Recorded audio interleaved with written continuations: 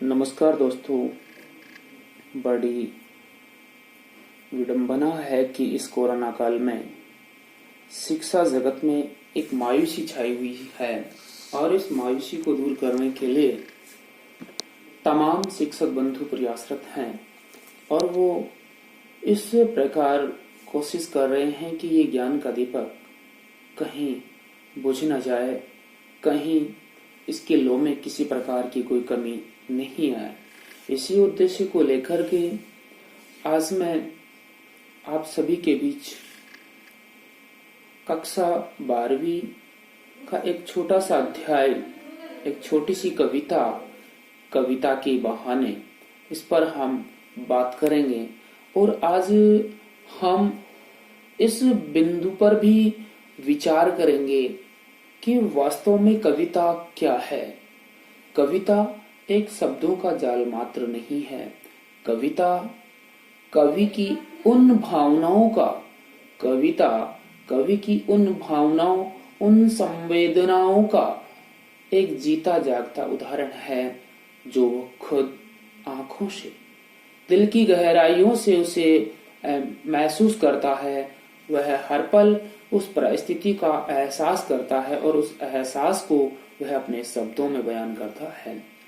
इसी उद्देश्य के साथ हम बात कर रहे हैं कवि कुंवर नारायण द्वारा रचित कविता के बहाने। तो कवि इस कविता के माध्यम से कहना चाहता है कि कविता कोई साधारण जाल नहीं, कविता कोई साधारण रचना नहीं, असाधारण शब्दों का वो बिंब है जहां पर एक चरित्र का, एक परिस्थिति का, एक घटना का जीवंत उदाहरण पेश किया जाता है। कवि कहता है कि कविता एक उड़ान है चिड़िया के बहाने। कविता एक उड़ान है चिड़िया के बहाने, कविता की उड़ान भला चिड़िया क्या जाने। बाहर भीतर इस घर उस घर, कविता के पंख लगा उड़ने के माने, चिड़िया क्या जाने। कवि कितनी सरल भाषा में कविता की और चिड़िया की उड़ान में तुलना कर रहा है।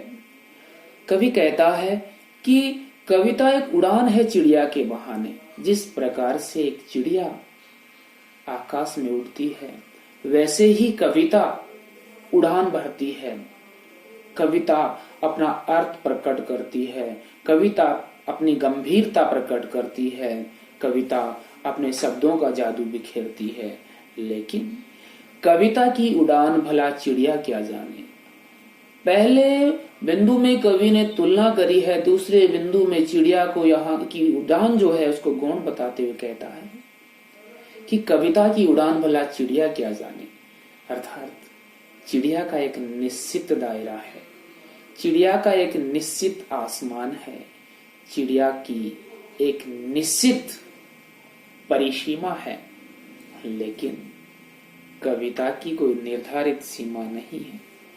कविता का अर्थ कभी भी समापन की ओर नहीं होता, कभी भी उसकी विचारधारा, प्रवाहमयता, तारतम्यता कभी टूटती नहीं है।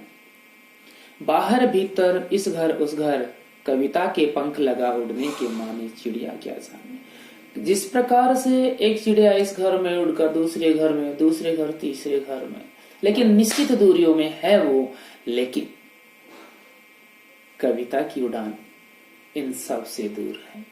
कविता अर्थात विचारधारा, विचार, भावनाएं एक दूसरे व्यक्ति को जोड़ देती है, मन की दूरियों को दूर कर देती है। इस प्रकार की उड़ान कविता की होती है और उस उड़ान को चिड़िया पहचान नहीं पाती है। चिड़िया उन सब चीजों से दूर होती है। चिड़िया की उड़ान केवल पंखों तक है और पंख वशीभूत हो जाते हैं परिस्थितियों के। लेकिन कवि की विचारधारा कभी रुकती नहीं। कहते हैं जहां न पहुंचे रवि वहां पहुंच जाता है कवि, यही अनोखी निराली होती है कवि की छवि। आगे कवि कहना चाहता है कि कविता एक खिलौना, कविता एक खिलना है, कविता एक खिलना है फूलों के बहाने, कविता का खिलना भला फूल क्या जाने। बाहर भीतर इस घर उस घर, बिना मुरझाए महकने के माने, फूल क्या जाने। कवि कहता है कि कविता भी खिलती है, फूल भी खिलते हैं, लेकिन फूल खिलते हैं, धीरे धीरे मुरझा जाते हैं, अंततः सूख कर धरती में वो समा जाते हैं। लेकिन कविता का खिलना यहाँ अर्थ दे रहा है कविता का फैलना, कविता का विस्तार, शब्दों की ताकत, ये कभी रुकती नहीं, कभी मुरझाती नहीं। कविता इस घर उस घर बिना मुरझाए, अर्थात कविता का जो अर्थ है कभी भी निरर्थक नहीं होता। सार्थकता का एक आलम लेकर के कविता हर पल सतत एक नदी सी, सरिता सी बहती रहती है, अर्थात कहीं रुकने का नाम नहीं। कवि ने फूलों की तुलना कविता से करी, लेकिन कविता और फूलों के बीच में तुलना करने के बाद हम इस निष्कर्ष पर पहुंचते हैं कि कविता का खिलना सच्चे अर्थों में खिलना है, क्योंकि कविता कितने लोगों के मन में किस तरह बैठ जाती है, किस तरह से दो व्यक्तियों की दूरियों को दूर करके उनको एक करने की क्षमता रखती है। लेकिन फूलों में ये चीज नहीं है। कविता एक खेल है बच्चों के बहाने। कवि ने फिर कविता की तुलना बच्चों के खेल से करी है, लेकिन यहाँ आकर के कवि एकाकार हो जाता है। कविता और बच्चों की जो एक सम्मोहन शक्ति है, जिस प्रकार बच्चे बहुत प्यारे लगते हैं वैसे ही कविता अच्छी लगती। क्यों? क्योंकि ना कविता में कहीं छल कपट है, ना बच्चों के दिल में छल कपट है, वो निर्मल सरिता है, बहती रहती है। तो कविता एक खेल है बच्चों के बहाने, बाहर भीतर यह घर वह घर, सब घर एक कर देने के माने बच्चा ही जाने। एक बच्चा है, झगड़ता है तो कभी रूठता है, कभी राजी होता है, कभी उदास, कभी हताश, तो कभी वो फूलों की तरह खिलने लगता है, महकने लगता है, नदी की तरह कल कल करता हुआ वह इस घर उस घर। अर्थात यहाँ जो बच्चा है वो कभी रुक नहीं पाता, रोके नहीं रुकता, झुकाए नहीं झुकता, सतत चलता रहता है वो।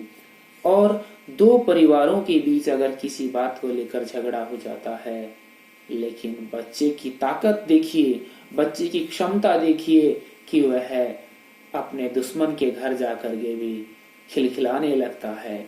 वहां सारा बैर भाव, मन मुटाव सब कुछ गायब हो जाता है और फिर से उन दोनों परिवारों के बीच एक प्रेम की धारा बहने लगती है।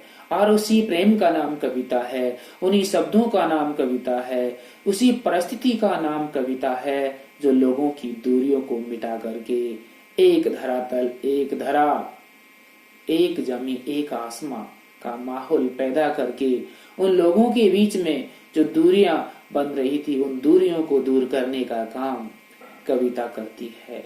यही काम बच्चे करते हैं। इसीलिए कवि कुंवर नारायण कहते हैं कि कविता साधारण नहीं है, कविता को शब्दों में बांध नहीं सकते, कविता का जो अर्थ है उसको हम रोक नहीं सकते, कोई सरहद नहीं उनको जो रोक सके। अतः हम फिर एक बार इस कविता पर विचार करते हैं। कवि कहता है कि कविता एक चिड़िया है, कविता एक चिड़िया है, लेकिन दूसरे ही पल कवि कह देता है कि कविता चिड़िया की उड़ान और कविता की उड़ान, इन दोनों में अंतर हो जाता है। चिड़िया रुक जाती है आकाश को छूने से, लेकिन कविता गगन की ओर चली जाती है, अर्थात उसका विस्तृत अर्थ सब लोगों के सामने आ जाता है। दूसरे अर्थों में कवि ने बताया यहाँ कि कविता श्रेष्ठ है चिड़िया की उड़ान के सामने, क्योंकि चिड़िया सरहद में बंध जाती है लेकिन कविता नहीं। दूसरे पंक्तियों में कवि कह रहा है कि कविता एक खिलना है फूलों के बहाने, कविता का खिलना भला फूल क्या जाने। कविता भी खिलती है, फूल भी खिलते हैं, लेकिन एक खिलता है फूल, लेकिन धीरे धीरे मुरझा जाता है, सूख जाता है, मिट्टी में मिल जाता है। लेकिन कविता कभी भी रुकती नहीं, कभी भी झुकती नहीं, अर्थात उसका अर्थ बरकरार रहता है और वह लोगों के अंतर मन में इस प्रकार की भावना भरता रहता है, वह शब्द जाल, कि वह हमेशा खुश रहने का प्रयास करता है। आगे कवि कहता है कि कवि एक खेल है बच्चों के बहाने, बाहर भीतर ये घर वह घर, सब घर एक कर देने के माने बच्चा ही जाने। अर्थात बच्चा ही जानता है, बच्चे में वो ताकत है कि इस घर को उस घर को कभी वो पराया नहीं मानता। जहां वो खेलने लग जाए वहीं पर उसका साम्राज्य होता है, वहीं का वह राजा होता है। सारी प्रजा का वो मालिक बनकर लोगों के दिलों पर राज करने लग जाता है। वैसे ही कविता लोगों के दिलों पर राज करती है, कभी किसी से नाराज नहीं, ना कभी से रूठती है। वो हमेशा अपने अर्थ के माध्यम से, अपनी गंभीरता के माध्यम से, कविता अपने शब्दों की मादकता से सबको सम्मोहित करती रहती है, लोगों के दिलों में कभी भी दूरियां पनपने नहीं देती।